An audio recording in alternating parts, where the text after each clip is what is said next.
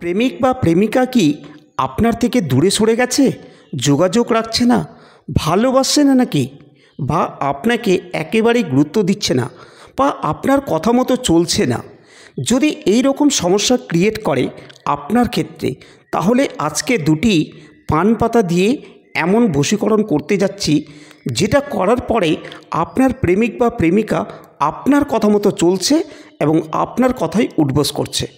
এমনকি আপনি যেখানেই যেতে চাইছেন সেখানেই আপনার প্রেমিক বা প্রেমিকা আপনার সাথে যেতে চাইছে। জয় বজরঙ্গবলীর জয়, জয় কামাখ্যা মায়ের জয়। আমি অ্যাস্ট্রোলজার সুজিত আমার ইউটিউব চ্যানেলের সকল দর্শকদের স্বাগত জানাই। মূল আলোচনায় প্রবেশ করার আগে আপনার কাছে একটি ছোট্ট অনুরোধ রাখছি। আশা করি আপনারা সেই অনুরোধ রাখবেন।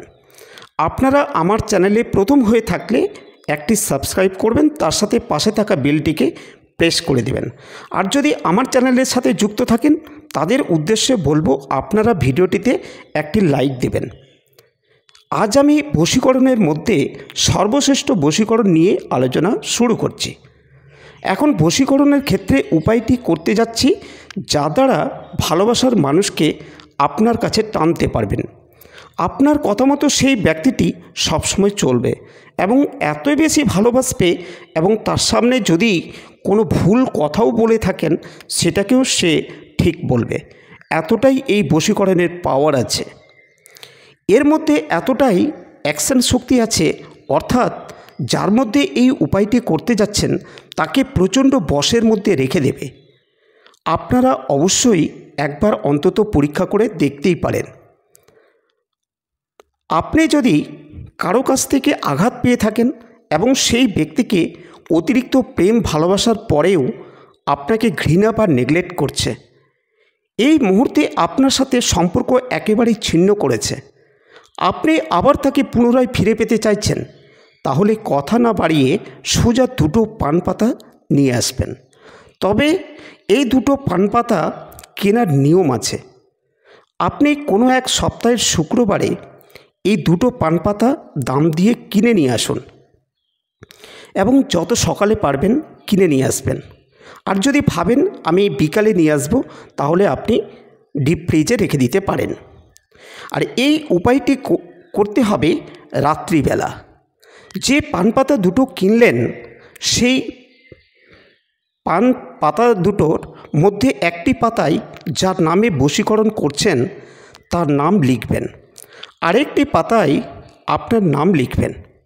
এখানে একটি গুরুত্বপূর্ণ কথা হলো, আপনি যাকে বশীকরণ করতে চাইছেন তার নাম সর্বপ্রথম লিখবেন, তারপর আরেকটি পাতায় আপনার নাম লিখবেন।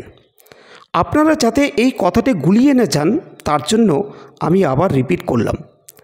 এবার আপনি অষ্টভাণ্ডার থেকে সিঁদুর বা রুলি কিনে নিয়ে আসবেন। রুলি যদি আপনারা না পান তাহলে সিঁদুরকে স্বচ্ছ এবং বিশুদ্ধ পানীয় জলের মধ্যে গোলাবেন। বাজার থেকে একেবারে নতুন টুথপিক কিনে নিয়ে আসবেন। দেখে নেবেন যাতে কারো ব্যবহার করা না থাকে।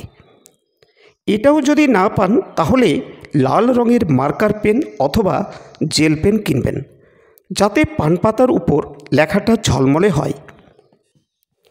এই কাজটি আপনারা শুরু করবেন শনিবার রাত্রি ঠিক 10:10 অর্থাৎ আপনার ঘড়ি বা মোবাইলের টাইম দেখে এই কাজটি শুরু করতে হবে।